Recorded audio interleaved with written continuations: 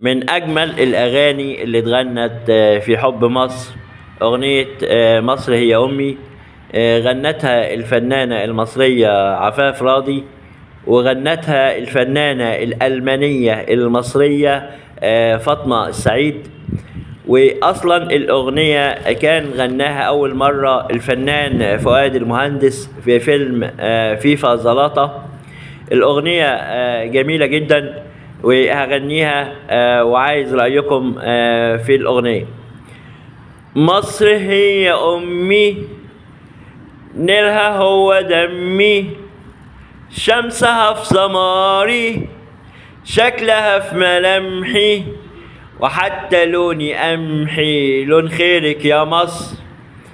مصر مصر مصر ما تلاقيش مثالها، ست كل عصر، عشة جنب نيلها تسوى 1000 قصر.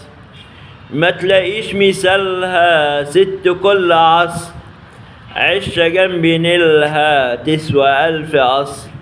ولا وردة بلدي فيها عطر مصر، ولا سحر مصر، ولا جو مصر، ولا ده شيء ملهوش حصر.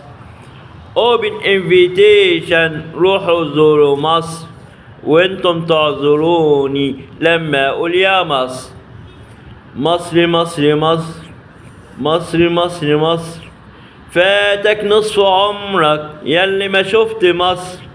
ده التاريخ في مصر، والهرم في مصر، والكرم في مصر، والحلوين في مصر، والجدعان في مصر، والدنيا عصايا ارقص رقصي مصر. اوبن انفيتيشن، روحوا زوروا مصر، وانتم تعذروني لما اقول يا مصر. اذا اعجبك الفيديو اعمل اشتراك في قناتي على اليوتيوب مجانا. مع خالص تحياتي حمدي الجمل.